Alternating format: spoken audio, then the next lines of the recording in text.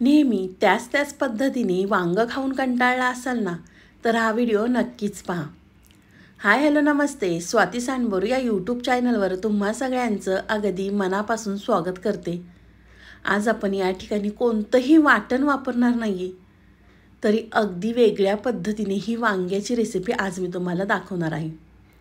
तरी ते पहा, मी वांगी घेतलेली आहेत आणि त्यामध्ये आपल्याला एक बटाटा घ्यायचा आहे. अगदी व्हिडिओमध्ये दाखवते त्या पद्धतीने वांगी चिरून घ्या. तोपर्यंत तुम्ही माझा व्हिडिओ इथपर्यंत पाहिलाच आहे आणि अजूनसुद्धा तुम्ही आपल्या चॅनलला सबस्क्राईब केलं नसेल ना, तर प्लीज एक सबस्क्राईब नक्कीच करा. इथे मी अशा पद्धतीने सगळी वांगी चिरून घेते. वांगी चिरल्यानंतर आपल्याला लगेच पाण्यामध्ये घालायची, म्हणजे वांगी काळी पडत नाही. वांगी चिरून घेतल्यानंतर या ठिकाणी आपल्याला बटाटासुद्धा चिरून घ्यायचा आहे. मी बटाट्याची साल काढून घेतलेली नाही, कारण कोणतीही वांग्याची भाजी करताना बटाट्याची साल आपल्याला या ठिकाणी वापरायची आहे. तुम्ही वांग्याच्या भाजीमध्ये किंवा हरभरा किंवा कशामध्ये सुद्धा तुम्ही बटाटा वापरणार असाल ना भाज्यांमध्ये, तर बटाट्याची साल कधीही काढायची नाही. तर तुम्ही पाहू शकता या ठिकाणी मी वांगी आणि बटाटा चिरून घेतलेला आहे. बटाटा चिरल्यानंतर बटाटासुद्धा आपल्याला पाण्यामध्ये घालायचा आहे, म्हणजे बटाट्याला काही थोडीफार माती असेल तीही निघून जाईल. आणि त्यानंतर आपल्याला वांगी आणि बटाटा 2 पाण्याने स्वच्छ धुवून घ्यायचं आहे.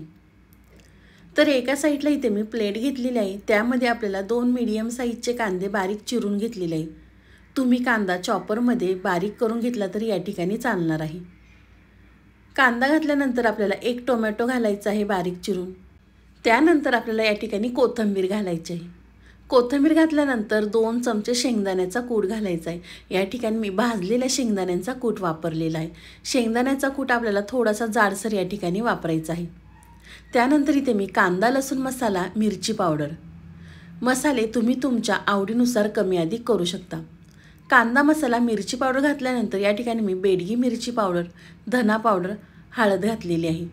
चवीनुसार मीठ घालायचं आहे. मीठ घातल्यानंतर इथे आपल्याला 1.5 चमचा तेल घालायचं आहे. तेल घातल्यानंतर व्यवस्थित आपल्याला हा सगळा मसाला मिक्स करून घ्यायचा आहे. तुम्ही पाहू शकता आपण कोणतंही वाटण केलेलं नाही आहे.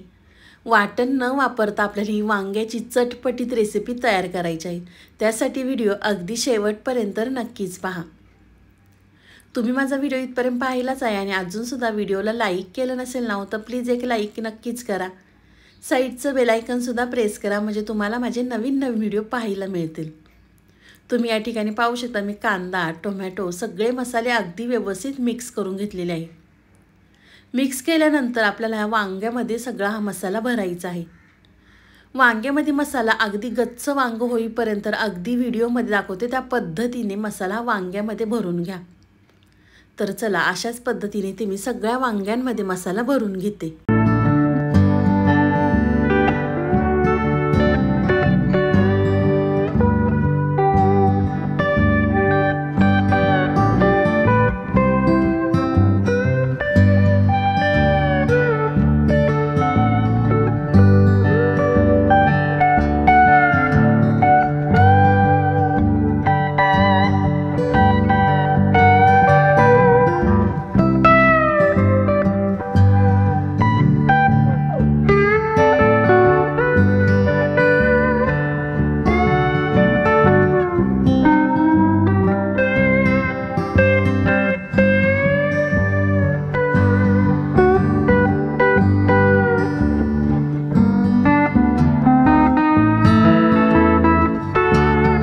इथे पाहू शकता तुम्ही मी सगळ्या वांग्यांमध्ये मसाला भरून घेतलेला आहे. त्यानंतर एका साईडला कढई गरम करून घेतलेली आहे. कढईमध्ये आपल्याला गरजेनुसार तेल घालायचं आहे. तेल तुम्ही तुमच्या आवडीनुसार कमी अधिक करू शकता. आपण कांदा टोमॅटोमध्ये सुद्धा तेलाचा वापर केलेला आहे.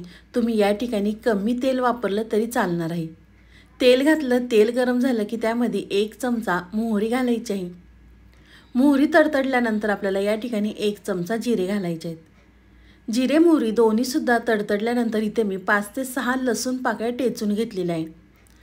यामध्ये लसूण घातला ना की अगदी छान अशी भाजीला टेस्ट मस्त येते. त्यानंतर आपल्याला या ठिकाणी चिरलेला बटाटा घालायचा आहे. बटाटासुद्धा तेलावरती छान असा तळून घ्यायचा आहे. बटाटा तेलावरती तळला की लगेच शिजलं जातं, कारण वांगं शिजायला खूप जास्त वेळ लागत नाही. तर तुम्ही पाहू शकता या ठिकाणी मी बटाटासुद्धा तेलावरती छान असा परतवून घेतलेला आहे. त्यानंतर आपल्याला ह्या ठिकाणी वांगी घालायची आहेत आणि वांगीसुद्धा बटाट्यामध्ये व्यवस्थित मिक्स करून घ्यायचे आहे की नाही. अगदी वेगळ्या पद्धतीने आज मी तुम्हाला वांगं आणि बटाट्याची भाजी दाखवलेली आहे. तुम्ही जर एकदा ह्या पद्धतीने वांग्याची भाजी केली ना तर आठवड्यातनं 2 ते 3 वेळा नक्कीच कराल आणि वांगं नको नको म्हणणारे सुद्धा अगदी आवडीने खातील. वांगी व्यवस्थित मिक्स केली की त्यानंतर आपल्याला थोडासा मसाला उरला होता तो सुद्धा आपल्याला वांग्यामध्ये घालायचा आहे आणि परत एकदा मिक्स करून घ्यायचं आहे. वांगं मसाला व्यवस्थित मिक्स केल्यानंतर त्यावरती आपल्याला झाकण ठेवायचं आहे आणि झाकणावरती आपल्याला पाणी ठेवायचं आहे. म्हणजे ताटावर पाणी ठेवलं की पाणी गरम होतं, त्यानंतर आपल्याला भाजीमध्ये थोडंसं पाणी घालायचं आहे. तुम्ही पाणी गरम करून घातलं तरी या ठिकाणी चालणार आहे. तर या ठिकाणी पाहू शकता ताटावरचं पाणी गरम झालेलं आहे. तर त्यानंतर आपण झाकण काढूया आणि परत एकदा ही भाजी मिक्स करून घेऊया. तुम्ही पाहू शकता आपण ताटावरती पाणी ठेवल्यामुळे थोडंसं पाणी ह्या भाजीला सुटलेलं आहे. तर इथे मी परत एकदा मिक्स करून घेते आणि जे पाणी आपलं गरम झालेलं आहे ते आपल्याला वांग्याच्या भाजीमध्ये घालायचं आहे. तुम्ही ही वांग्याची भाजी कुकरमध्ये केली तरी चालणार आहे. कुकरमध्ये करताना फक्त आपल्याला वांग्याची 1 शिट्टी घ्यायची आहे. एका शिट्टीमध्ये वांगं अगदी छान शिजतं. तर इथे मी परत मिक्स केलं की आपल्याला पाणी घालायचं आहे आणि त्यावरती आपल्याला परत झाकण ठेवायचं आहे आणि वांग्याची भाजी आपल्याला शिजवून घ्यायची आहे. त्यामध्ये आपल्याला एक सिक्रेट जिन्नससुद्धा घालायचा आहे, त्यामुळे वांग्याची भाजी अगदी टेस्टी तयार होते. तर परत इथे मी 2 ते 3 मिनिटांनी झाकण काढलेलं आहे. आपल्याला इथे परत एकदा मिक्स करून घ्यायचं आहे. ह्या भाजीचा वास अगदी घरभर सुटला होता. कोणतंही वाटण न वापरता अगदी चटपटीत ही वांग्याची भाजी आपली तयार होते. व्यवस्थित मिक्स केल्यानंतर त्यामध्ये आपल्याला अजून भाजीची चव वाढवावी म्हणून यामध्ये आपल्याला गूळ घालायचा आहे. या भाजीमध्ये गूळ घातला ना की भाजीला छान अशी चव येते. गूळ घातला की परत एकदा मिक्स करून घेते. मिक्स केल्यानंतर त्यावरती आपल्याला झाकण ठेवायचं आहे आणि वांगं आणि बटाटा आपल्याला शिजवून घ्यायचा आहे. खूप जास्त वेळ लागणार नाही आहे वांगं आणि बटाटा शिजायला, कारण अर्धं वांगं आणि बटाटा शिजलेला आहे. तर मी परत इथे झाकण काढून पाहते तर पाहू शकता मस्त असं वांगं आणि बटाटा छान असा शिजलेला आहे. तर तुम्हाला या भाजीमध्ये ग्रेव्ही हवी असेल तर तुम्ही थोडंसं पाणी जास्त या ठिकाणी वापरू शकता. तर तुम्ही पाहू शकता बटाटासुद्धा मस्त असा शिजलेला आहे आणि वांगंसुद्धा शिजलेलं आहे. तुम्ही या ठिकाणी पाहू शकता भाजीला रंगसुद्धा खूप सुंदर आलेला आहे.